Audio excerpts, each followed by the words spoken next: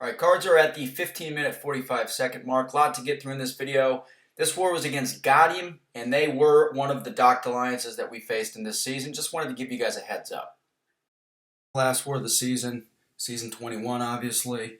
I think we're up to like 7th in Master, but it doesn't really matter. We've locked Master at this point, and we were eliminated from top 3 contention early in the season because of how we got started.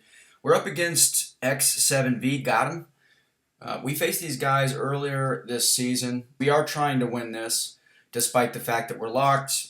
A lot of players are going for individual milestones with the power ratings and all that stuff, so we just want to clear as cleanly as possible. But let's take a look here at what my paths will be this war.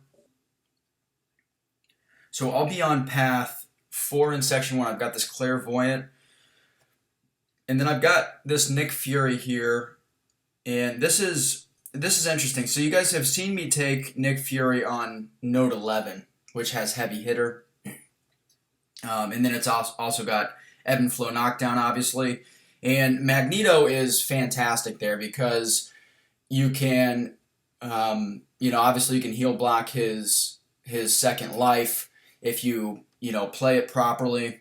This is usually, I think people place him on node 11 because only one person can take that fight, maybe 2 if they use 2 people on that path. And that's a good idea. For harder fights, you want to try to limit them to 1 person that's assigned, so 3 potential attackers. And when you have a shared mini fight here where, you've got 3 lanes that converge on this node, then that's 9 potential different options to take this Nick Fury. So I think that's the thinking and why he's not generally on this node. But I think that on this node, we'll see obviously, but I think that on this node he could actually be a little bit more problematic for Magneto specifically because it does have heavy hitter still, but it's also got power alternator. So every 15 seconds, if you have more power than him, he's going to trade you power. So obviously with Magneto, the safest way to get heal block him is to use your SP3. But here, you're not going to be able to do that unless you get to an SP3 within that 15-second window, and you're able to end the fight, with that SP3. Otherwise, he'll just steal your power, obviously. So there are still some ways to do this.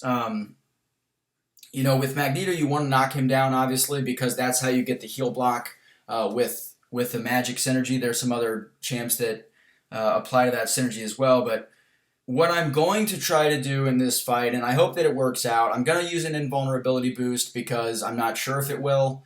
But what I hope to do is the heavy version or heavy strategy to heal block him. And I tend to recommend staying away from it because it's a lot more dangerous. It's more out of your control than using an SP3 with Magneto to heal block Nick Fury. The heal block applies after your basic damage.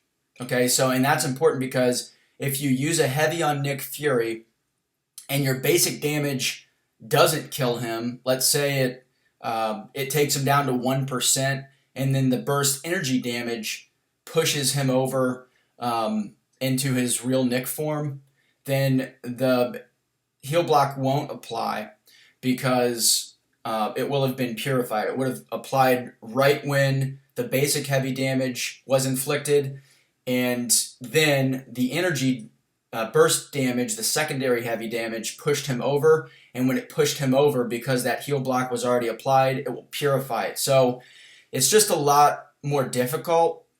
But in this fight, because of power alternator, I think it's going to be the best way to get this solo, and I need to get this solo. So that's the plan here. A lot of talking for that fight, but I am very concerned about that fight because so much can go wrong when you're trying to do the Magneto heavy heal block. In section 2, I'm going to be taking this Tigra with Magik and a power start 1 boost, and then I'm going to be on path 2. I've got Warlock here. I'm going to use Magneto for him. I'll want to make sure that my suicides are off at that point because he will degen me while I'm power drained.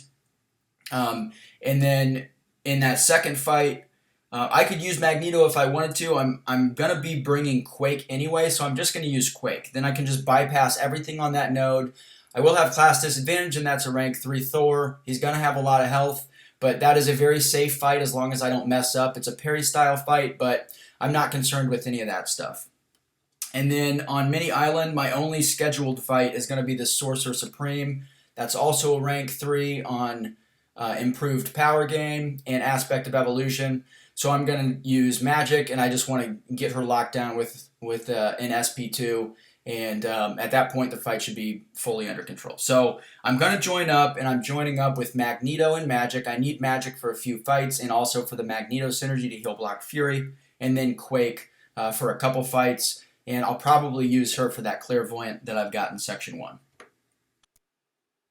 Alright, here we go. It is time.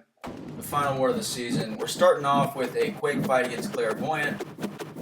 Pretty basic here. This does have the one where if you're, I think, far away from them, you get weakness, but it doesn't, or maybe when you're close to them. I don't really know. It doesn't matter. Quake doesn't care. She shuts that stuff off anyway. Now, this was a fight that I was just freaking out about. And I actually did some pretty advanced math, some calculus on this.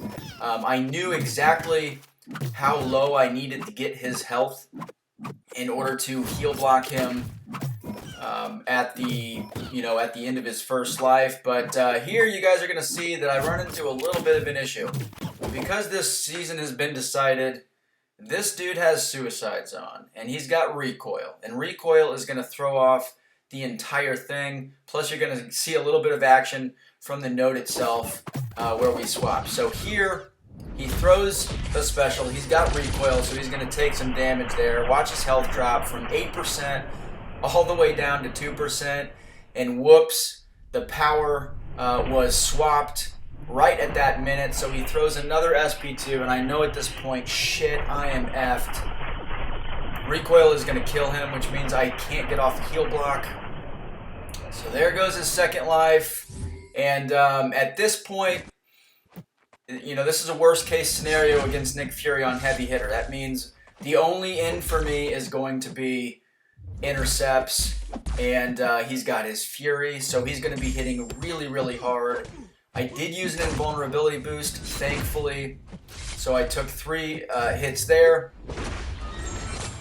I'm going to throw my SP1. I used the Unstoppable, which actually was huge for me towards the end of this fight, but I used the Unstoppable just to protect myself, and then I was able to interrupt his charge with my own SP1. There I get off a nice medium intercept, and now I'm trying to get him over 20 tactical charges so that he's not unblockable anymore. But with mutants, obviously, I have the reduced chance of adding tactical charges. Kind of backfires on me there. This whole fight was totally screwed up. I blocked that to get the stubborn off, and I know that at this point I need an intercept here. I'm just going to go ahead and use the heavy Unstoppable, though. I let him come at me and hit me to get Indestructible off from stubborn, and I'm able to finish him with that heavy, but man, that freaked me out. Very scary stuff. It was going to work out beautifully if he didn't have suicides and it wasn't dying from recoil, but unfortunately it was, so got a little bit of a wild fight there. But here we got a pretty basic fight.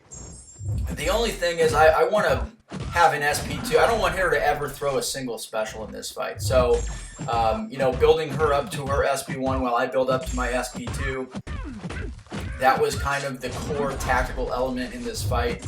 And after that, this fight is very, very in control. I'm going to be very safe on my dashbacks. I'm not going to try that against Tigra. I'm just going to back up, parry her, and she goes down pretty easily. Just want to be super safe, because if she catches you, those ruptures can really do a ton of damage, and that would be bad. So, all right, here I've got strike counter, combat power rate reduction or suppression, and I'm going to do a pretty decent job here of actually monitoring the strike counter node, and I want to throw off my SP1 throughout this fight. Now, I can also armor break him, which is great. I don't have to worry about the healing or anything like that, but there you see one of the suppressions applies. Now I'm at 2, and that's because I'm at 0 heavies left. So those suppressions are stacking up, and I'm degenning slightly because of Warlock's natural ability to degen people that are power draining. But I'm also shutting the node off a little bit. I should probably have more suppressions on me. There goes an infection, not really a big deal. Basically, I'm just slow playing this fight. And I'm making sure that I've got my counters, pretty under control here. And I'm doing a pretty good job of that. But typically, I mean, the other thing is I could have just used Quake here. But for whatever reason, Warlock is one of a few characters that I really don't, I'm not consistently good at quaking him. His animations are super herky-jerky for me, and it's just harder for me to like recognize what he's doing so I can get clipped. I just felt it was a much safer, although slower fight with Magneto. So here, funny enough, I could have used Magneto here. Thor, of course, is metal.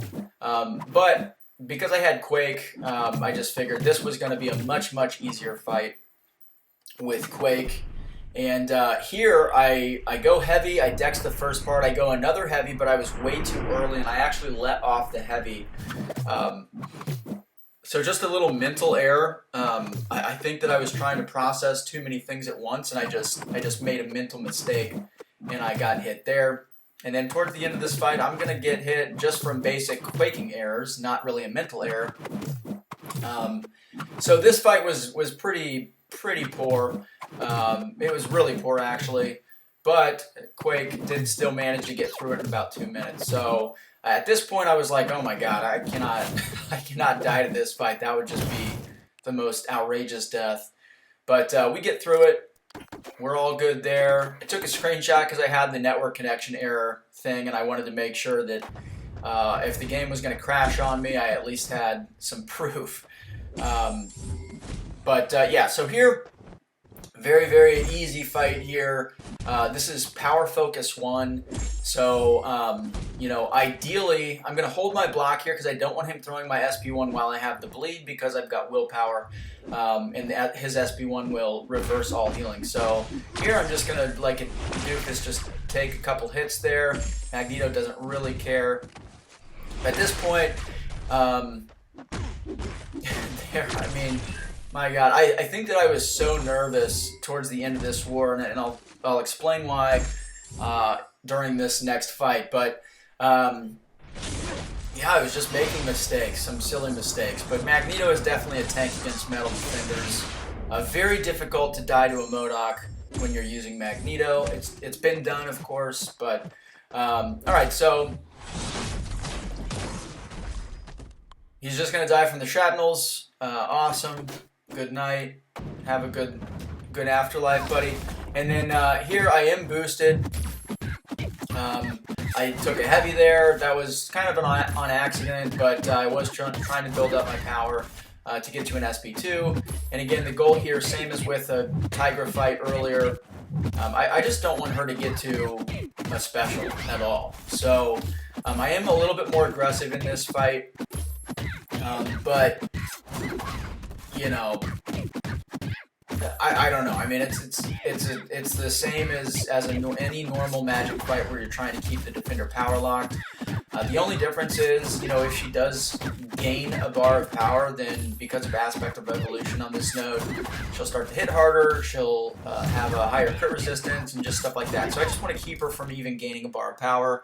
It worked out really well there, and we finished up the season. Now here, this boss, the player Killa, he is the guy that's responsible for getting this alliance docked. I actually feel bad for this alliance. This is one of the very few alliances that got docked that I really felt bad for. From everything that we know, he was the lone culprit, and I believe that he received the permanent ban. So shame on you, sir. Don't cheat, don't murk, don't do shady shit. I mean, I don't understand why it's so hard for people. Yeah, I mean, he deserves to be called out for that. And condolences to the Alliance, because in both of the wars that we faced them in, they played us fairly. We won both of those wars, but he was the guy that kind of screwed everything up for them, and now they have that black mark on their Alliance. So we finished with a perfect battle group clear. That's why I was so nervous in the last fight. But that's it for the war. That's it for the season. Here are the cards. FaZe with the silver, Amir with the gold, and Lags capping off an amazing season. Number 2 in power ratings for the season. He got the platinum card. That is it, guys. Leave a like and a comment. I will see you in the next video.